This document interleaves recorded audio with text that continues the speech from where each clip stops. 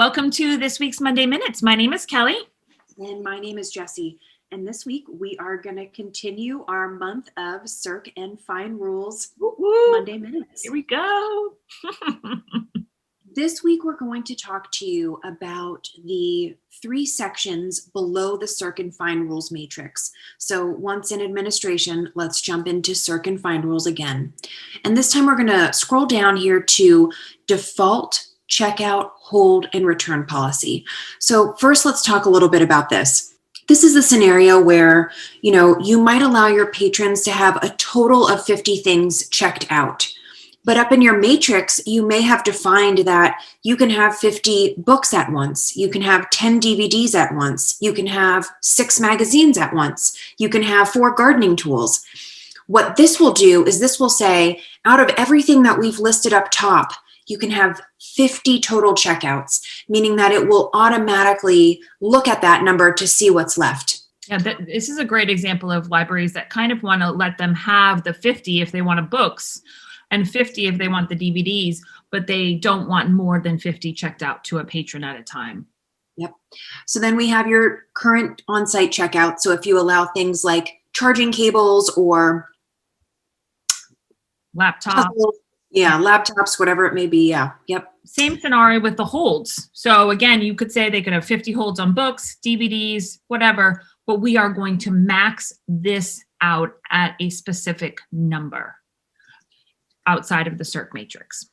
And Kelly, tell us what ties in here to the system preference. So we always have a system preferences overarching to our holds policy, and that's called max reserves. This is going to be the ultimate number of reserves that a patron can have on hold at once. Perfect. Next, you'll see a hold policy. Now, this is going to give you the option to not set it, or if you do set it, can it be from any library, a local hold group, which Kelly and I were just discussing. We'll talk about that in a future Monday Minute, from a home library, or no holds allowed. This is important to just pause for a second here. This is saying, by default, can my patrons place holds on things from my own library, its own library?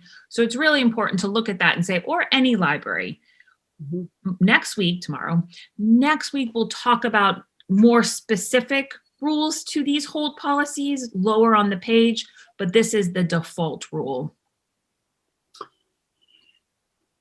Next, you'll see here hold pickup library. So if you're a multi-branch system and you allow pickup from different locations, this is where you can define how that happens. If they can go to any library in your system and pick that up, you would of course choose that any library.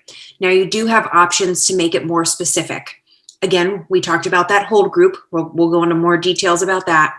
Your patrons hold group, your items home library, or your items holding library. Again, last week's Monday Minute focused a lot on that home or holding when it ties into your circulation rule matrix, and you're going to want to think about those same situations here if you're a multi-branch system.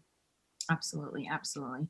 And this default checkout area could be by branch as well. We're on the standard page, but again, you could do this by branch as a multi-branch system. Perfect. Now let's talk about the default checkout hold policy by patron group. So a great example here, interlibrary loan. If there are a certain amount that you want for those particular users, you can set that. Another good one would be like if you have a non-resident, or if you're an academic library and you might have alumni. These are places where you can set it by the patron category rather than just in general. And we have no total current checkouts, on-site checkouts, and holds, again, by patron category. Okay, Kelly, we have one last one we'll talk about today. Default lost item fee refund on return policy. What are we talking about here? So this is how you can determine if you do, in fact, refund the lost charge that you charge the patron if they do, in fact, return the item.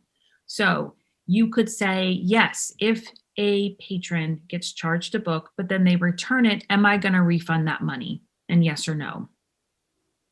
Now, there is a system preference that ties into this. So if you are a multi-branch system, there is a system preference called refund lost on return control.